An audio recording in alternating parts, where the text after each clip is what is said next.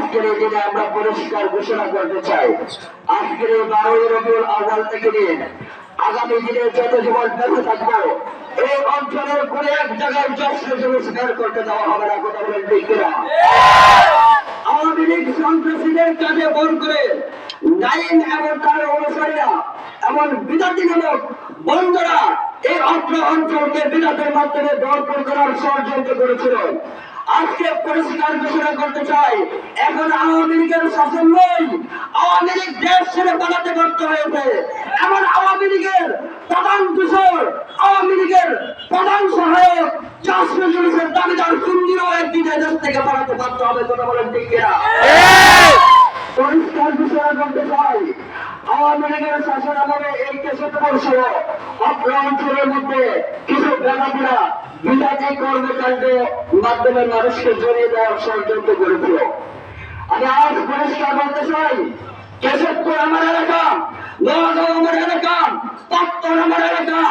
আগামী দিনে কেশবপুরের মধ্যে যদি জশ্ন জুলুসের নামে, মিলাদ মাহফিলের নামে সন্নিরা বেদাতিরা কোন ধরনের ওয়াজের আয়োজন করে সেই ওয়াজ বাস্টাপ করে দিতে হয়, বন্ধ করে দেওয়া হবে, করতে দেওয়া হবে না।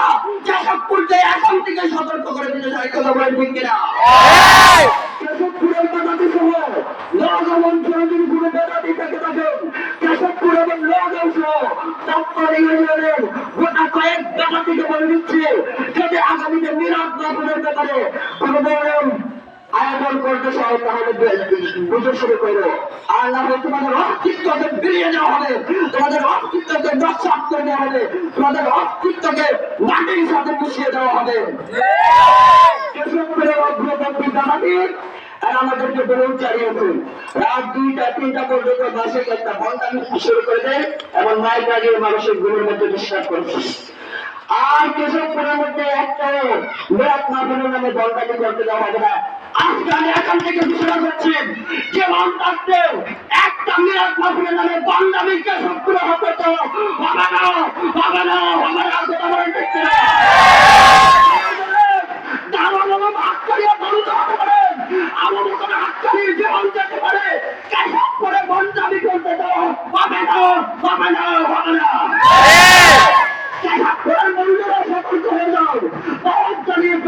তোমাদের আম্মা শেখ হাসিনা দেশ বানিয়েছে, তোমরাও কেশবপুর ছেড়ে পালাতে বাধ্য হবে, ছেড়ে পালাতে বাধ্য হবে, পাত্তর ইউনিয়ন ছেড়ে পালাতে বাধ্য হবে।